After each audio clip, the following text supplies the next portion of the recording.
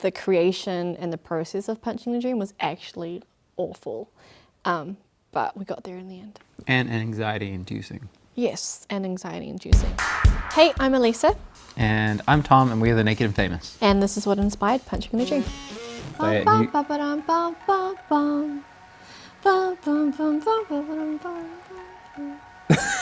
you were quieter at the end. Punching in a Dream, it kind of like blankets this area of our lives. We were experiencing social anxiety, performance anxiety, and anxiety of fulfilling an expectation. So it was just like this crazy emotional feedback loop. We were both experiencing anxiety for the first time and educating ourselves on like, oh, this is what anxiety is. Yeah, I didn't really know at the time. We didn't know at the time. We just thought that we were like... The lyric, bright lights turn me green, was like, I started to feel nauseous when we were performing. We had some show down in Wellington, and I didn't know what it was. I thought I was sick, but it was my first... I thought I was like, I just thought I was just like being such a crybaby. I would just like cry all the time. I'm like, what's wrong with me? I didn't understand what was so wrong with me, and then once you figure out that there's a name and term for the symptoms you feel, it's so relieving.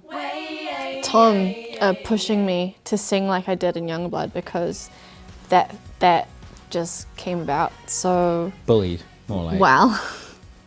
Bribed.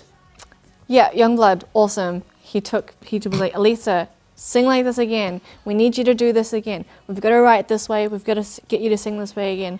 And doing Youngblood, that was so effortless for me, and getting there was so effortless for me. But Punching in a Dream, the song, it was really hard work. It was, and to the point where like when I was in the studio in front of the microphone, I would just freeze up, and like it just wouldn't sound like, my voice just did not sound good. We thought we needed to move the key down. We thought we had to shift like so many things in order for me to sing this particular way, and I ended up having to get a vocal coach in. She was like my first, like the first person that kind of like educated me on what I was experiencing, how anxiety literally does not help a singer. It just like it tenses everything up.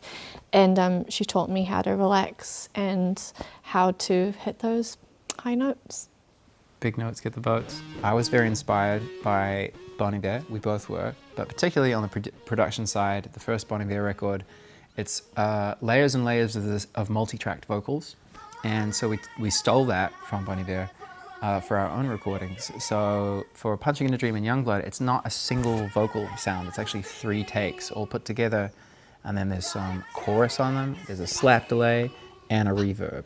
Stack, smushed together. And that's how we got that vocal sound. The crunchiness you hear on the bass synth and like the really loud kind of rock drums. Yeah, I think I'm maybe being very scared about claiming to be a big Nine Inch Nails fan, because I feel like there's like Nine Inch Nails fans out there eyeballing me, being like, you know. Yeah, but we like we were in our 20s, and you and Aaron was just so inspired by them and by their soundscape, their sound design. Right. Played a huge part in inspiring sounds for our our band. We're all huge fans of like alternative 90s rock music, so that includes big guitars and big drums.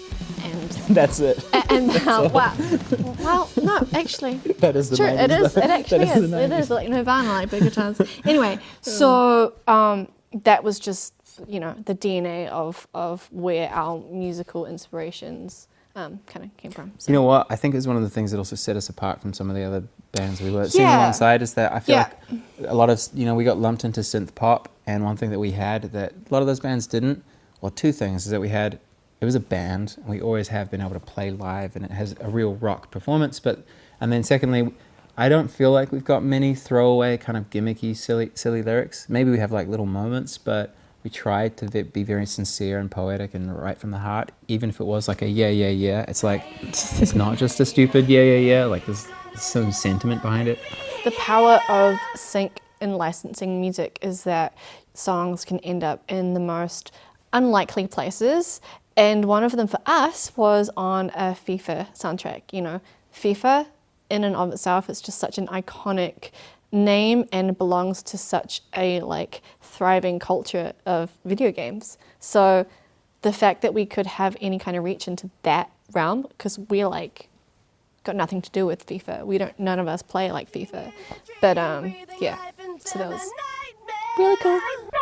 Yeah, Punching in a Dream. It was a song we wrote in our early 20s, and it actually became the song that was a part of a lot of people's soundtracks growing up in their youth, and they kind of grew up with us. You know, we never thought that Punching in a Dream or Young Blood would have such a huge reach across the world, and we feel very honoured that it's become like a part of people's music soundtracks to their lives. Performing live 10 years ago, what was it like?